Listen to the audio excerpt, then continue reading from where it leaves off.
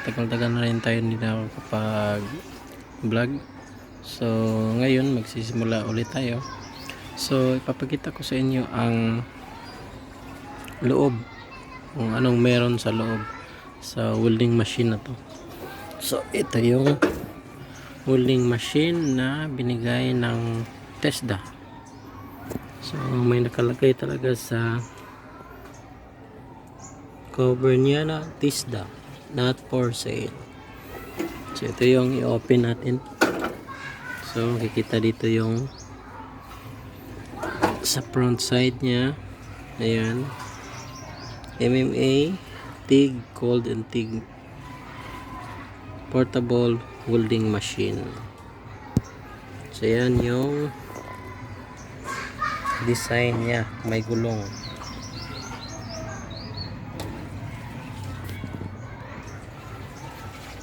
So ayan. So bubuksan ko muna to para makita natin sa loob. So ayan guys, natanggal ko na yung mga tornilyo. So bubuksan na natin. Wow! So ito yung parts na loob ng welding machine. So makikita nyo dyan, napakaraming super capacitor. Yan, 8 capacitor po yan. Nandito yung mga relay. Ito yung 2 relay. Ayan, yung heatsink, tapos yung board, tsaka dito sa ilalim nakita natin dito na meron siyang malaking heatsink. Ayan,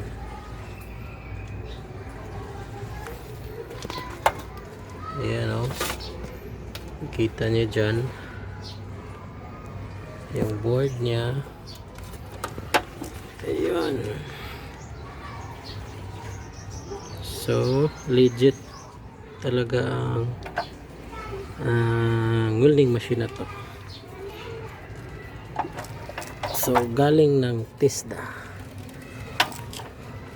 So ayan, may breaker dito sa bandang likuran, at saka dito makikita natin yung malalaking capacitor. So ayan, and then yung heatsink na may IGBT na power transistor.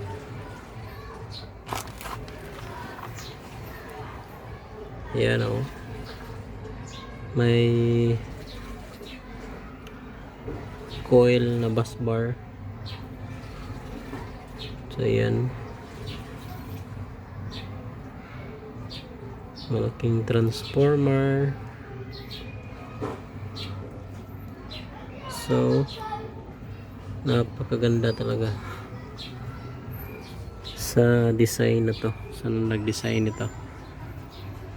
So ito yung kabuuhan o loob ng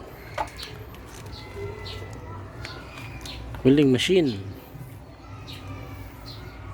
So mamaya papakita ko sa inyo kung ano yung performance nito.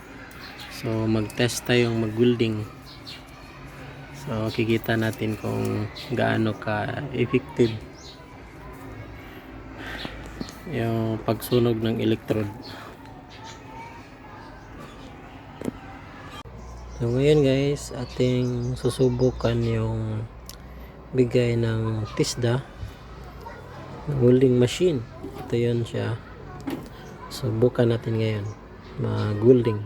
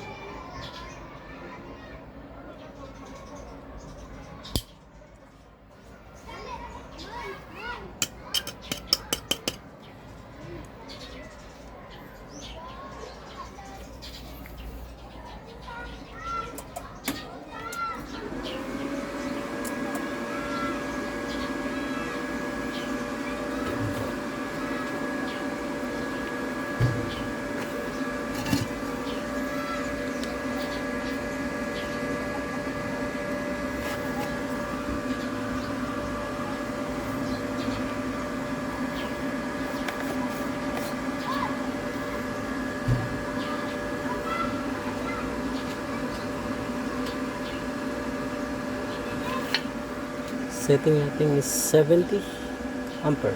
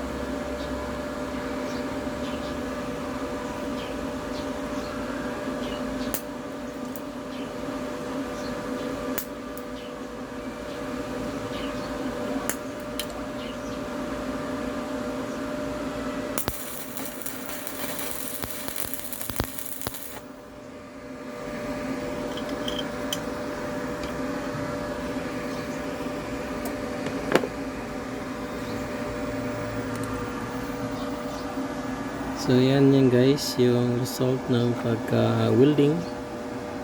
So makikita natin tested talaga at gumagana at quality din yung output.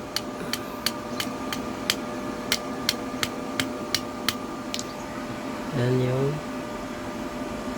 so wala siyang error, so good siya. So nakaset dito is 70 amperes lang. So yan,